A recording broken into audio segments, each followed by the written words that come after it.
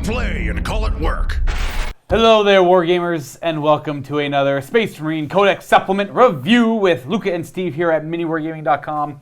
If you're familiar with MiniWarGaming, well, welcome back, guys. If you're not, well, welcome to the new Iron Hand review. Steve's also from Mountain Miniature Gaming. He's got his own channel. He's so big, what a big fancy man. What a big fancy channel. Iron Hands you're doing today, folks. So Steve and I just played a game. We played... Oh, man, we played a game. Yeah, that was the game. We played Eldar by Steve versus Iron Hands played by myself. Now, I was using a hodgepodge collection of black painted chapters we have here, so like Raven Guard and Black Templar, all that stuff. But it kind of looked Iron Handsy. And I wanted to build a list that was efficient. Yeah, right. You want to show off what Iron Hands are Right. about, or what you think they're about when you first read the book. Now, to be fair, we've only read through this book once, and we looked at the things that we thought were immediately really good, and I built a list according to that. And it was 2,000 points. We did an Eternal War mission. I believe it was the 4 Pillars. And first of all, if you haven't watched that game, it's in the MiniWarGaming Vault. So if you're not a Vault member, you can click on the link below, and you get yourself a 7-day free trial. It doesn't cost you anything. You can literally go watch the game and then just cancel it afterwards. But we find most people are a little bit curious, and they click around and like, oh, maybe I'll watch that. Oh, maybe I'll get to that that narrative campaign I've always wanted to watch. So if you want to stick around, you can. If not, by all means, go check out the game because it did show off the Iron Hands very well. It showed off the Iron Hands very well. Like I'll just say, turn 1, it was what you'd expect. It was a beating. Their firepower is just good. It's like so. First thing I'll say is I'm pretty sure before these were released to the public, Ultramarines were top dog. Yep. For sure, and I'm gonna go out on a limb and just say there's no limb here. You're yeah, on a well-secured bridge that you're on. I don't even think the bridge is actually over land. That's how secure it is. Like, it's not even. It's actually the bridge is like 3 inches above the mainland. Like they're better. This is the best one. This is the best one. Okay, so I you won't are go not out on a limb at all, sir. Iron Hands, best one. I don't think the Ultramarines would be able to get even close to the Iron Hands. Yeah, I don't know. This not saying is the end all be all. This is just a really good. It's really good. They just gave him everything. Literally. So they have 5 rules. We're gonna get to the actual review in a moment. We're gonna try and keep it shorter too, so you can actually go check out the game and not waste too much of your day listening to us ramble. Huh. So the Iron Hands have 5 rules overall, just passive for being an Iron Hand. They have their chapter tactic, which they ignore damage on a 6 or more. They hit on Overwatch on 5s and 6s, and we'll get to stratagems that improve both of those. And then they have the capability, their vehicles, they double the amount of wounds they have remaining when looking at the vehicle damage chart. Now, those 3 rules alone are amazing. Honestly, they are. They're some of my favorite rules. Those are very powerful. And now, add in when the Iron Hands are in the Devastator Doctrine, so the doctrine you start the game in, which you... Like, that's a big deal. It's also the doctrine you start the game. Their doctrines, though, like, you're effective good. turn 1. Now, I wouldn't be surprised if the Iron Fist, the Imperial Fist has something like that too, but we'll get to that when the Imperial Fist come out. I don't know. Yeah, I hope so. We'll see. We have Calculated Fury, which gives them 2 new rules when they're in the Devastator Doctrine. First of all, they ignore moving and firing heavy weapons. It's pretty good. Ridiculous. Also, they reroll all hit rolls of 1. With heavy weapons. While in the Devastator Doctrine. Pretty good. So they're never losing.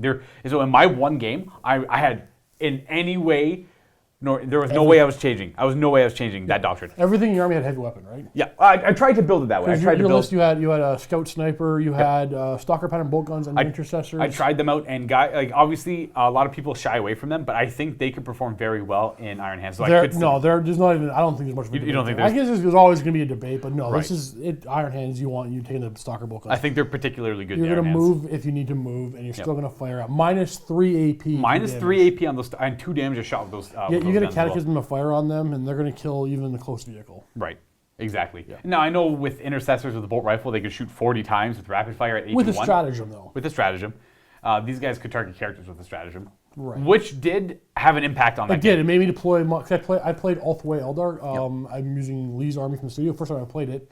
And I had a couple of characters. Fast-moving ones, like, I want him over one side of the table. He deployed first. I'm like, nope.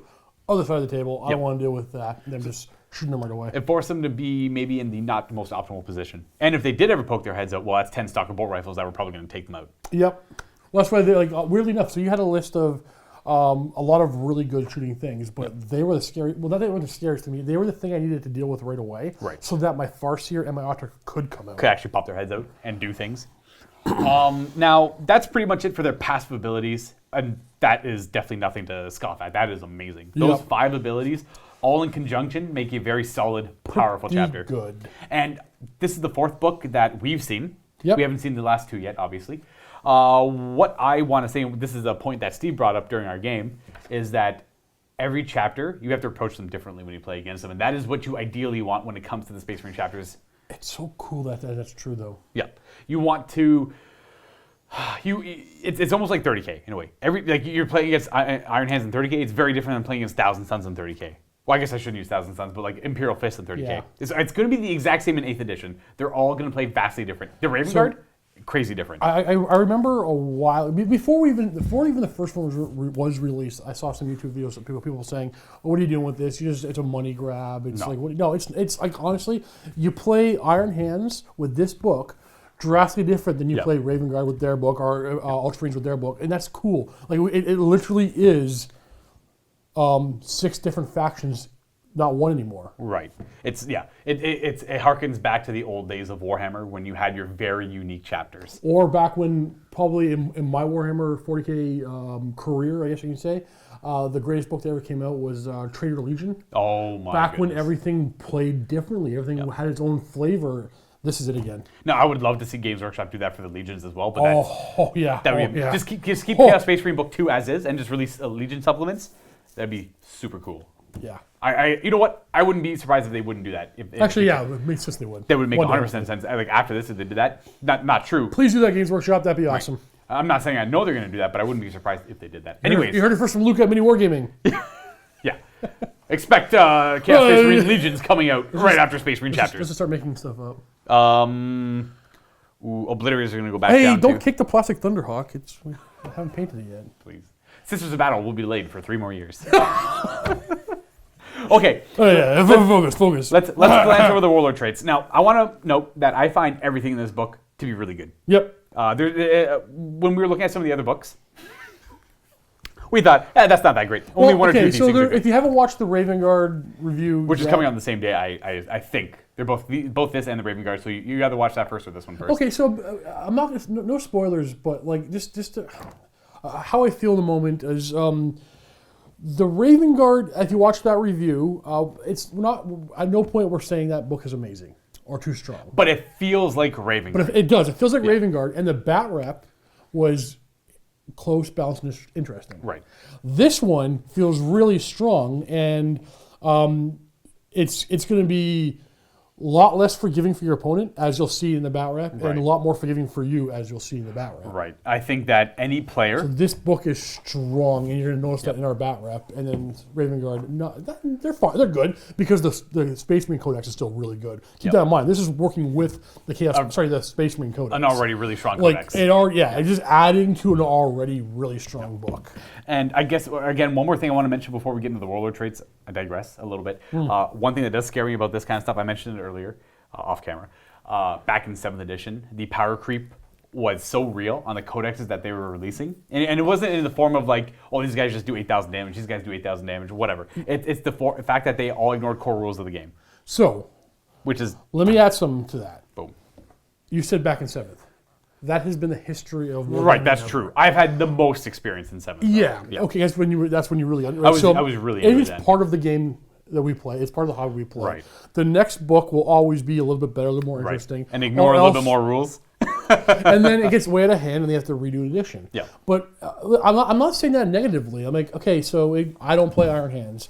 They're probably the best one right now. I'm okay with that. Right. As long as the next thing gets more interesting. Because honestly, it'll keep staying fresh. I know we can say, oh, the power keep ruins it and keeps keeping me out of the game or keeps me keeps it fresh. But honestly, this is the biggest one and the biggest miniature game in the hobby. Like they're doing something right. We're still enjoying it, right? They're doing something right.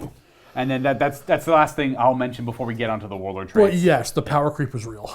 Yeah, wait till the Salamanders and the Imperial Fist come out. Will they dethrone the Iron Hands? I don't know. It's hard to imagine. I expect these are all written around the same time.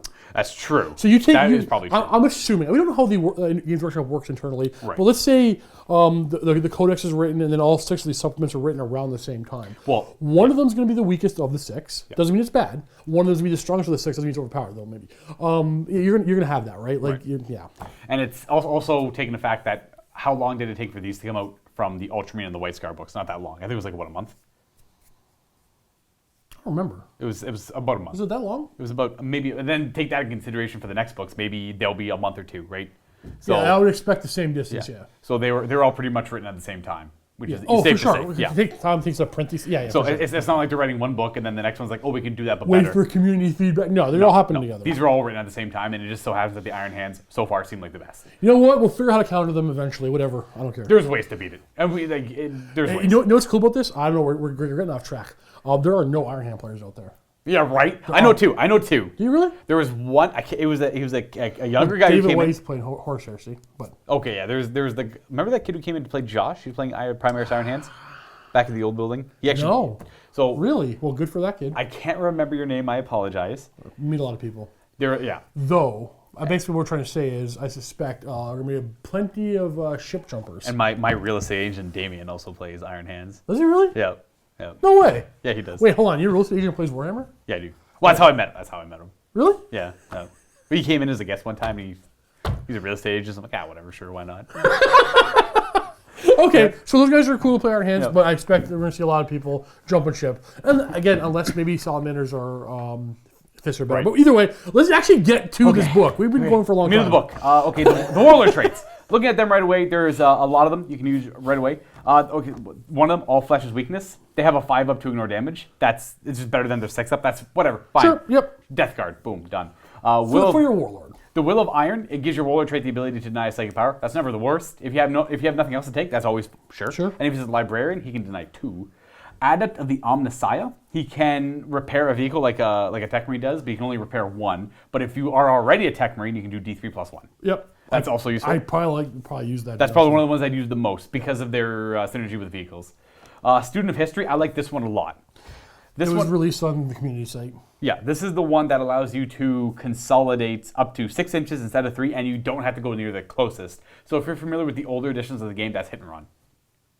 Essentially, in a way. In a way. In a way. I mean, you can really trap down another unit. You could trap down another unit. You can go double the distance, or you can go fight something, and then after their turn, you can leave combat and then shoot that thing.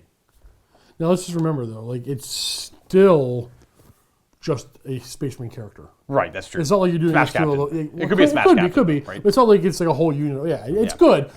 People are raving about this online. I don't know why. Oh, it's the only one they That's showed. not bad. Yeah, but And it's not game breakingly amazing. It's pretty good though. so far, all of these, they're okay. Yeah. I'd use any one of them Honestly, for but different we're used to situations. that in world. The world of traits, there's always like one pretty good, okay, 2 of them, whatever, and a couple of garbage. And then they have the stock one that all the other chapters have. This one's called Merciless Logic, though. Every time they roll a 6 to hit, unmodified 6 to hit, there's 1 extra. Is it automatic hit?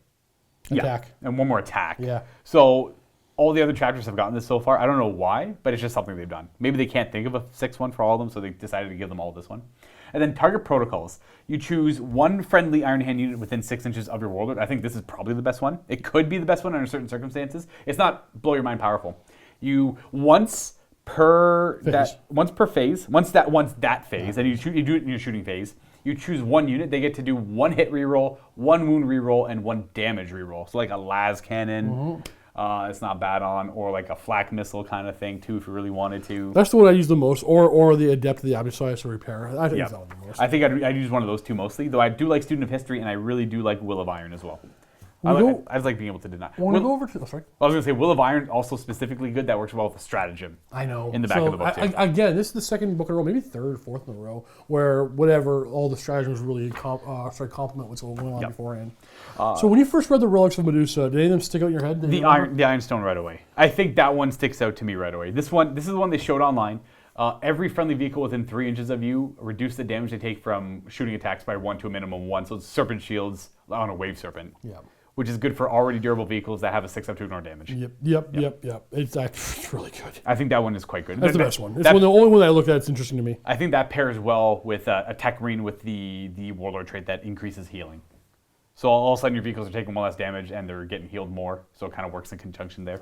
Super resilient army for Space Marines. Make them a Thunderfire Cannon Tech Marine too. Why not?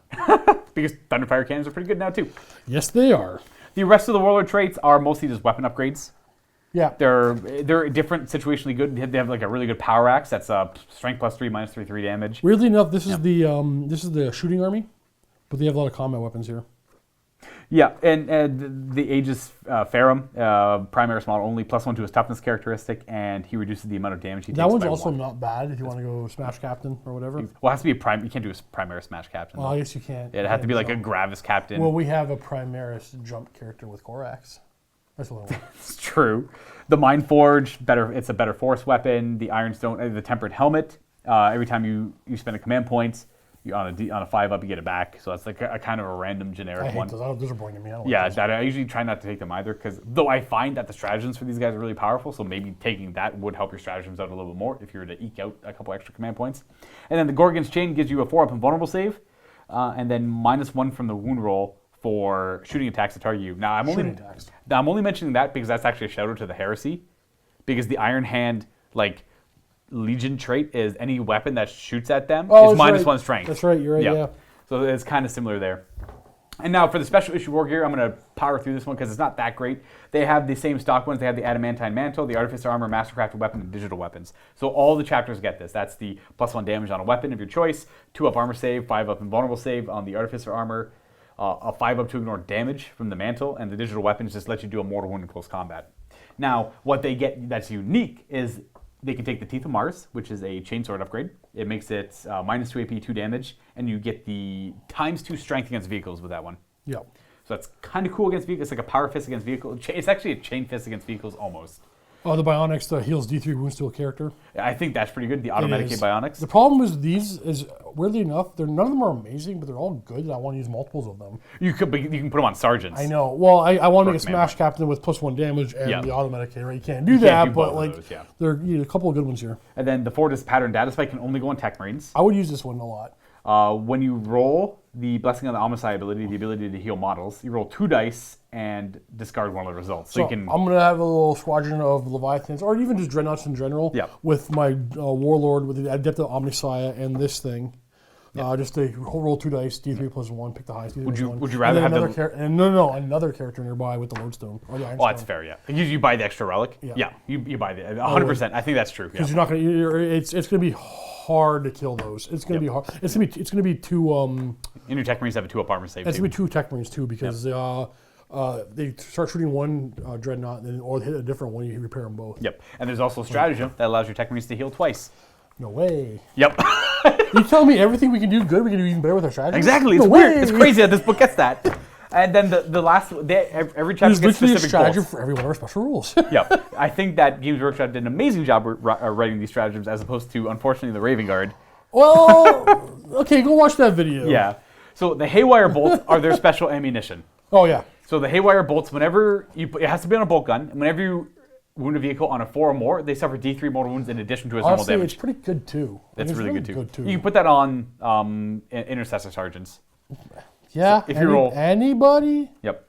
You can put it's that. in addition to as well. Too, Yep. Yeah. So if you roll a 6 to wound, it's gonna be 3 mortal wounds. The problem is you want to damage. take that, or you want to take the data spike. Oh, maybe that. Well, it's gonna eat up a lot of your command points, but theoretically, you could put Haywire bolts on all your sergeants. Is that the thing of the Space Marines? Is burn all our command points before the game starts? It very well could be, but the problem is, I find that these stratagems are really good. Yeah, you want to save them for all these Like the other chapters, they only have 2 pages of stratagems, which is going to be 8/16 stratagems that the Iron Hands can use, and I want to say that all of these are really cool in their own way. Especially, well, we'll get to those when we get to those. Yep. So the first one, quick one, it's whenever you roll a 6 to wound with a shooting attack, I believe is shooting phase. Or fight phase. Or fight phase. Mercy weakness, yeah. It's well. Anytime you roll 6 to wound, it's actually 2 wounds. So it's like 2 separate wound instances, which could be good. It's 1 CP. Methodical Firepower. That's the one that lets you go back to the Devastator Doctrine. Yeah, if you left the Devastator Doctrine, you want for to whatever reason. So that one's not great because you never left. You would never leave that Devastator Doctrine. Maybe you want to bring aggressors. March of the Ancients. I guess if you want to bring aggressors. March of the Ancients lets you make one of your Dreadnoughts a character that can be good for the not relic. Oh, so wait, you can make him a character and then give him you can give him a Warlord trait. You can give him 4-up invulnerable save and subtract 1 to wound roll. The Gorgon's Chain. Yep, that's true. That's actually really good. Yeah, that's not bad. Vehicle -1 to wound. Well, it'd be a Leviathan Dreadnought at toughness 8 with -1 to wound. He's already got a 4-up invulnerable save, but you can make a Leviathan Dreadnought a character. Oh, you're a monster. And give him -1 to wound with shooting attacks. Oh, you're a monster. But realistically, you could also give it to a Dreadnought with less than 10 wounds to make them untargetable. That for 1 CP, that's really good. If you want to if you really, really, really want to give a Leviathan a relic, Okay, hold on. you can make him an ancient. Would you rather give the Leviathan -1 to wound him, or just heals D3 wounds every turn?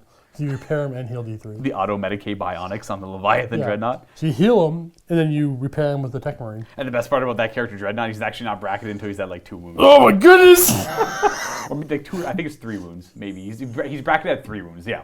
Because at 4, that's too many, yeah. So you have to get him down to 3 wounds before he's actually bracketed, because he's an Iron Hand. Wait. Oh, no, primarily, never mind. Yeah. Vengeance for Eastvaughan, that's the kind of fluffy one they put in from the Heresy, where the Iron Hands really hate the traitors that attack them at the Drop Site Massacre, which is the Word Bearers, Iron Warriors, Night Lords, and the Alpha Legion. They get +1 to... They get to reroll hit rolls against them. Yeah, they just get to reroll hit rolls against them. It's a fun, fluffy thing. So Wrath of the Machine Sphere is really good. This one's really great against modifiers. So when you use one of your things to shoot with, for 2 CP, you can reroll all hit rolls. Yeah. But you have to do it before they react with any stratagems. Right, so you pick. So step 1, you pick what you're going to shoot with, and then you use the stratagem. You have to use the stratagem. You pick your target. Yeah. They react with stratagems. Right, which is good on anything. So say something like Alitok Eldar. Eldari. At -2 to hit with lightning fast reflexes over 12 inches away. Well, it doesn't really matter because I'm still rerolling all my hit rolls because it's not failed hit rolls anymore. Thank you, Games Workshop. Yeah. So that's a good bonus. Souls of Iron. This is probably one of my favorite ones. It seems unnecessary. I did not know that the Iron Hands had any shenanigans with psychic powers. Of course they did. They have everything, Luka. Come on. So this one, it's 1 CP. You deny a psychic power that was successfully cast on a 4 or more. But the best part is, you get to roll to try to deny the witch first. Yeah. Now, when you compare that to the other chapters or the Legion that can do this, so the World Leaders and the Black Templar. Yeah. So they're both not allowed to take Psychers, but they can at least stop Psychic powers on a 4. Now, whereas the Iron Hands can try and stop a Psychic power and then deny the witch. We're gonna take your special rule and keep our thing. Yeah, we're gonna keep our thing too, which is good with that Warlord trait. If you don't actually have a Psyker, you could at least give yourself a way to deny the witch and then still use this Warlord trait. Now, I figured this would only work if they were targeted, like something like Smite or a Malediction, something like that. But no, it just works for all Psychic powers, and it's got the same restrictions as the other ones, where it's not really a restriction. That Psyker just has to be within 24 inches of any one of your Iron Hand units. What? What? So I could buff my own units? And then I can stop it. And you can resist it? Yeah. That's gotta be... No, they're gonna rat at that, right? What purchase can the madness of the warp find on the minds and souls? See, even so, maybe, the narrative implies that you're targeting one of the Iron Hands. Yeah, so the narrative implies that it's targeting the Iron Hands because it says, "What purchase can the madness of the warp find on the minds and souls of those who would make themselves machines?" Yeah, so this is probably one of the Games Workshop classic misprints or that whatever. could be a mistake. That might be a probably is. That might be a rod. But here, until it is, right. Working as intended, right? Silence of the Forge. And don't like, honestly, mistakes happen. I made a joke, but like No, it's whatever. It's reasonable. Like, don't like if Games Workshop makes a mistake, it's fine. I'm overplaying up the craziness of this book. Yeah, the book is nuts. Silence of the Forge is the chapter stratagem that gives your sergeants the ability to take the relics. Not the relics, the special issue war gear. Reject the flesh, embrace the machine. It's pronounced machine. Oh, sorry, the Machin. The Machin. What'd you say? The machine. The Machin. Oh, sorry. So this one gives, if you have the flesh is weak as a chapter tactic, which is the Iron Hand chapter tactic, so all your army has it, you get to ignore damage on a 5-up for 1 CP. So it gives one of your units when targeted disgustingly resilient, which is really good. When we were first reading this, we kept talking about things on aggressors. Right. Applying everything to aggressors. Aggressors with 3 wounds now and 5-up ignore damage. And 5-up ignore damage. Also, transhuman physiology. You can only wound them on 4s. Can you imagine that? No matter what, you can only wound them on 4s for 2 CP, and then they ignore damage on a 5-up. Though, don't worry, I don't expect to see a lot of aggressors in Iron Hands. I don't think you would. So now, we were making a joke in the Raven Guard review about, you know what's really good in this book? Aggressors. Yeah. Aggressors here. Aggressors there. Yeah, every possible stratagem, warlord trait, relic, tactic in the Raven Guard book is applied to aggressors. Right. Maybe not so much for Iron Hands. That's what your Iron Hands, which is cool. It's you know what? That's actually a little refreshing. Now, granted, your Iron Hand aggressors can be incredibly durable. Sure. But they're not going to benefit as well as the other ones will. They're not going to be as killy as anything else in the Devastator Doctrine. Yeah, I think that the aggressors are better in the other 3 chapters. Yeah. Engine Purge, you get to... This is also the generic stratagem. It's once per game. you can, while you're in the Devastator Doctrine, every time you roll 6 to wound, it's an additional AP on the 1 you get from being in the Devastator Doctrine. So cool. It's just cool. Like, why not? It's 2 CP. It's yeah. I'm trying to think of the other ones that the rest aren't that great except for one more of these. So Two more. Machine Empathy Repair again. Yeah, Machine Empathy is one we were talking about. You spend 1 CP. Your Tech Marine. Optimal Repulsion Doctrines is That's potentially the best one. That's probably the best stratagem there. So the Optimal Repulsion Doctrines, when you use it in your opponent's charge phase, when you go to Overwatch against one of their charge units at you actually Overwatch on a 4 or more, which is huge in the game we played. Imagine that on something like an Executioner or I don't know, a Leviathan Dreadnought or a Repulsor, anything with a lot of shots. Now to get around that, you're going to want to charge something nearby it and then pile into it. But you better hope the thing you're charging also doesn't have a lot of shots, like Intercessors or something ridiculous. Whatever you're charging, even being hit on a 4-up, which is essentially a second shooting phase because they still get to reroll their 1s to hit while they're in the Devastator Doctrine. It's going to be scary. That's probably the best one. Overwatch on a 4 or more. Obviously, you can only do it once per phase, but still, that could be. You're not going to charge him. I think you're gonna kill your opponent before you run out of command points. Right. How the army kind of plays right now. Right. It really Even though you feels already like use a lot of command points. Yeah. it really feels like you're going to kill your opponent before they even get to you. And then the rest of the stratagems are like the successor chapter. You can give them relics. And and the other ones, they're okay. Like Martyrdom, you can look out for your characters, which is cool. Oh, it made a difference in our game. And it can be really good for 2 Tech Marines near each other. They can look out, they can take damage for each other, which works out really well. 1 CP for that one. Was there actually, can that work on? You can come on in. No, we're not doing it yet. I know, but it's in 15 minutes. I'll be ready in 15 minutes. Yeah, we'll be ready. Yeah. You can just tell Robert to come in. Yeah. So if you could edit that mess out, that'd be great. So we'll jump in when you find what you want. Okay, so I was just wondering if the Martyrdom would work on a character Dreadnought, but no.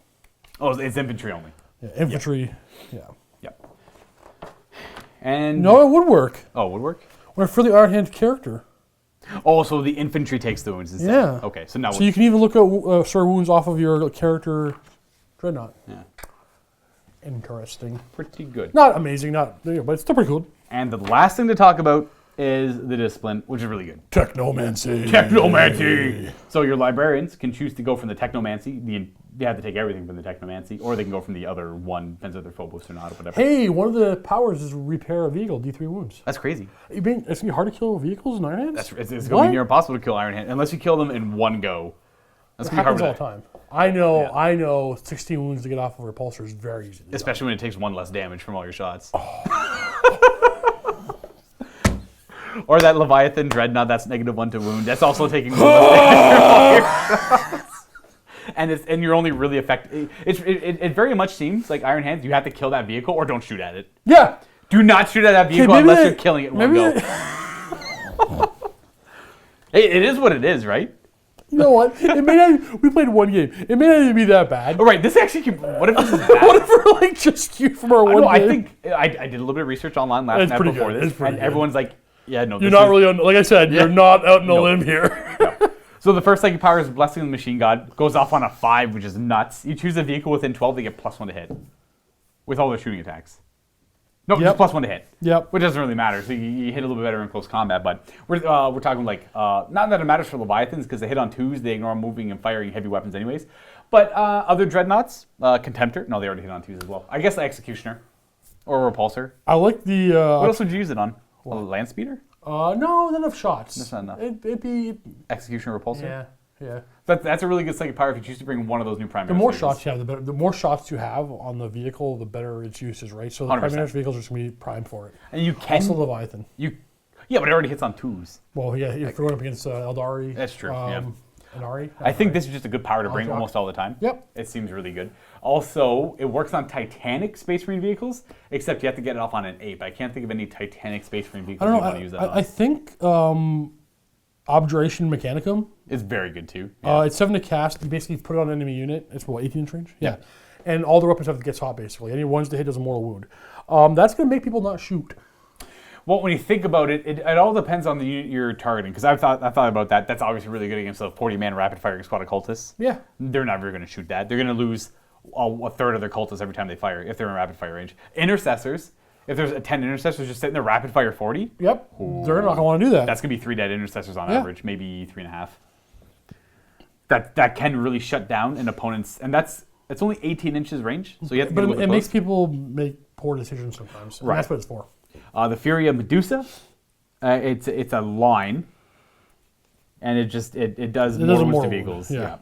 It does more wounds. You got 2 to the yeah. It does more wounds to things. I'm most of the time the utility powers are always better. The mortal wound ones, Size steel armor. You choose any Iron Hand unit within 12 plus 1 of their armor saving throw. You know what you're really good with? Aggressors. Yes. So this is one of the combos with aggressors. You can give aggressors a 2-up armor save. Ignore damage on a 5-up. Only wound on a 4-up. Right. You can only be wounded on a 4 or more, and a 5-up to ignore damage. That's just really good. Yeah, I got that. Reforge is repair. Yep. It's just you choose What's a the vehicle. last one? I don't remember the last one. Machine Flens. So you choose a vehicle. It suffers D3 mortal wounds, and it kind of like arcs out lightning, and it flenses things nearby and does mortal wounds to them. So the Technomancy is a discipline that works well with Vehicles. Well, Iron Hands. Hands. Yeah, I guess so. And I would use it. Whereas the Umbramancy from the Raven Guard, which you saw in the other video, was not bad, but it was just not as good as Obscuration.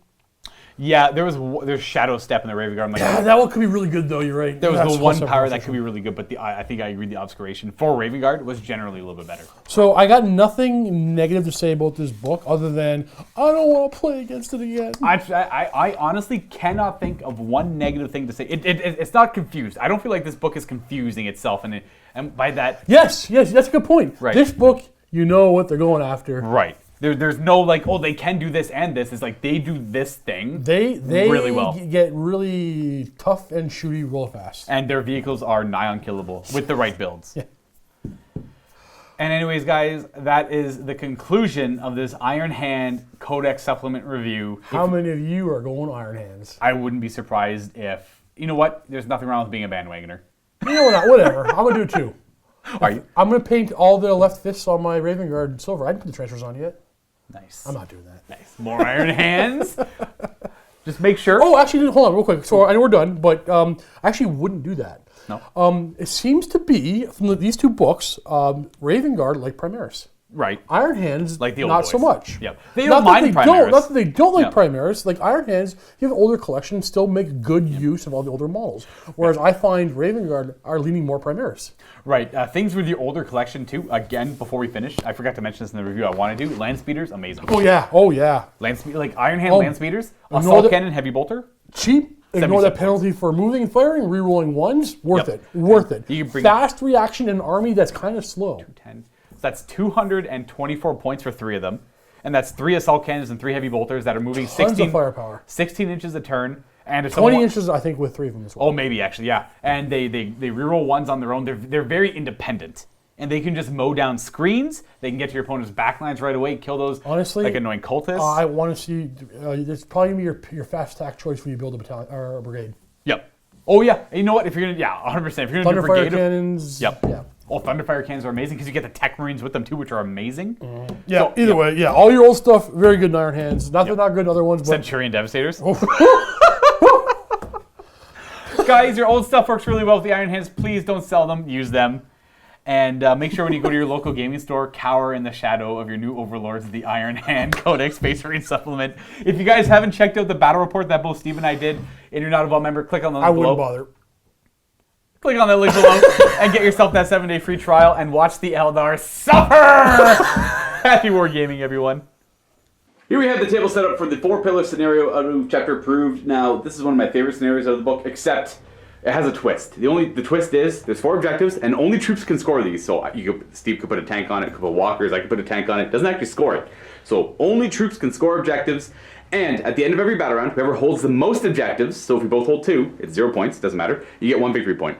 If you hold all 4 objectives, it's worth 3 victory points, and at the end of every battle round, whoever killed the most units gets a victory point as well. As Linebreaker, Slay the Warlord, and First Striker also in play. At the end of variable game turns, 5 to 7 turns, whoever has the most points wins the game. And it's pretty much as simple as that. We're going to go ahead and roll off to figure out the deployment and the territories and all that good stuff, and we'll get right back to the game.